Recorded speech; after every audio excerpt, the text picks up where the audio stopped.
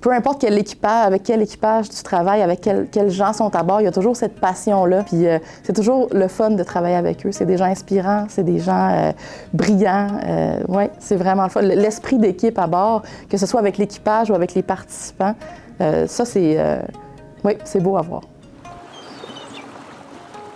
Ça finit souvent à être une expérience qui ouvre les horizons puis qui permet même de découvrir de nouvelles vocations qu'on ne savait même pas qui existaient.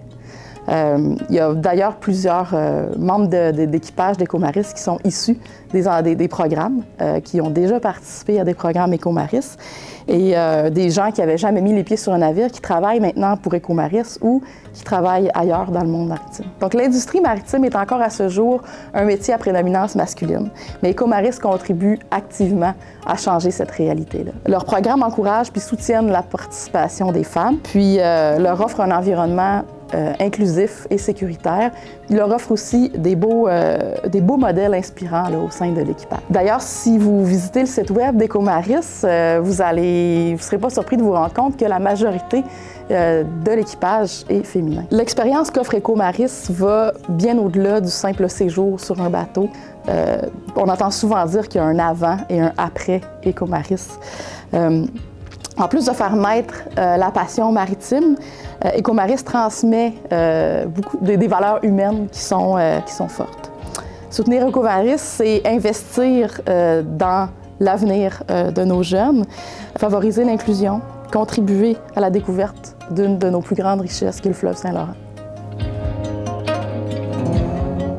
Je pense plus en général le moment où on lève les voiles, hein, où on a réussi à lever les voiles en équipe, parce que ça prend une équipe pour le faire. Il faut qu'on travaille tous vers un même point commun, un même but commun, puis tout le monde a fait partie de ça. Puis là, tout d'un coup, on arrête le moteur. C'est magique. C'est vraiment magique, puis c'est souvent un moment fort aussi pour les participants, participantes. Là, tu fais juste un avec le fleuve, là, tu sais, as les deux pieds dedans, puis t'as pas le choix de te sentir tout petit, là, rendu là. C'est aussi toujours touchant de voir une personne qui, au départ, était peut-être timide, voire insécure. Puis là, tu réussis, au final, à aller la chercher pour qu'elle prenne la barre, cette personne-là. Puis, au fur et à mesure, elle se rend compte qu'elle est tout à fait capable de tenir la barre du navire. De voir ça, de voir la confiance qu'ils prennent, puis de voir la personne presque se transformer sous tes yeux, là, c'est quelque chose, ça aussi. Les gens arrivent souvent avec « Ah non, moi je serais pas capable, j'ai pas envie d'essayer ». Mais une fois qu'ils sont à la barre, c'est toute une révélation pour eux.